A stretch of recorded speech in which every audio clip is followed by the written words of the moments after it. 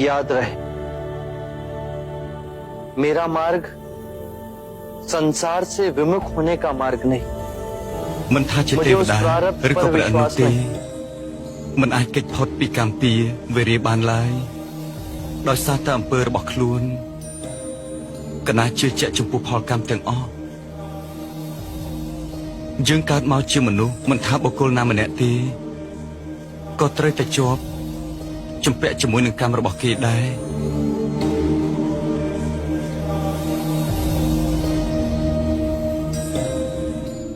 យើងមានព្រះមេដាព្រះធរណីពោពេញទៅដោយសេចក្តីទុក្ខពិភពលោកទាំងមូលត្រូវបានបង្កើតមកជាមួយនឹងសេចក្តីទុក្ខនិងការឈឺចាប់ប៉ុន្តែពិភពលោកមិនជ្រើសរើសយកផ្លូវនៃសេចក្តីទុក្ខនិងការឈឺចាប់ទេព្រះពុទ្ធអាចរស់នៅក្នុងពិភពលោកនេះបានក៏ប៉ុន្តែគឺសម្រាប់អ្នកដឹងខ្លួនថាព្រះពុទ្ធមាននៅក្នុងចិត្តគេតែប៉ុណ្ណោះដូច្នេះកណាពិតជាព្រមទទួលខុសត្រូវចំពោះអ្នកទាំងអស់គ្នា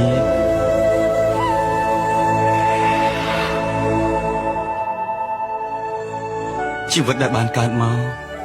សេចក្តីទុក្ខវាគឺជាឫសគល់នៃសេចក្តីព្រួយបារម្ភទាំងអស់ក្រោធលោភសេចក្តីប្រមាថភាពឫស្យាភាពច្រណែនគឺជាដើមហេតុនៃសេចក្តីវិនាសយើងត្រូវតែកម្ចាត់បងនៅភាពលោភលន់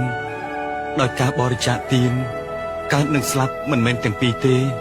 ពួកវាគឺមានតែមួយគត់យើងត្រូវលះបង់សេចក្តីកំណាញ់លះបង់សេចក្តីកំណាញ់បានដោយសទ្ធានៅពេលនោះយើងនឹងអាចដឹកនាំជីវិតរបស់ខ្លួនឯងទៅកាន់ពិភពនៃសន្តិភាពបានដោយជោគជ័យសិលសមាធិបញ្ញានិងអត្តដ្ឋានកិកិមៈនឹងអាចជួយកម្ចាត់នូវភាពលោភលន់ទាំងនេះបានកណានឹងជួយប្រោះប្រទានម្ដងទៀតសម្រាប់ញាណសម្រាប់វិចារៈសម្រាប់វិរិយៈសម្រាប់ការងារសម្រាប់អាជីពសម្រាប់បញ្ញាសម្រាប់ចេតនាហើយនឹងសម្រាប់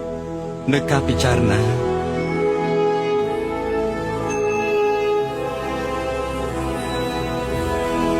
យុគនេះគឺនៅយូរខ្លាំងណាស់សម្រាប់បុគ្គលដែលបានដេកលង់លក់គឺវានៅឆ្ងាយសម្រាប់បុគ្គលដែលអស់កម្លាំងនោះបុគ្គលដែលបានរស់នៅជាមួយនឹងជីវិត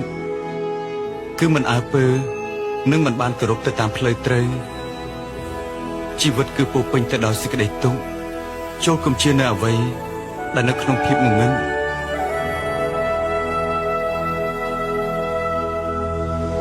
បើសិនជាអ្នកជឿជាក់ទៅលើអ្វី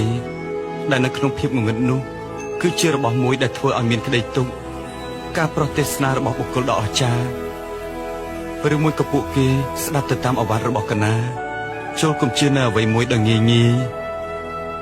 ទោះបីជាដោយគំនិតឬក៏វិចារឡើយវាប្រកាសជាអាចធ្វើឲ្យប្រឆាំងជាមួយនឹងគំនិតរបស់អ្នកបាន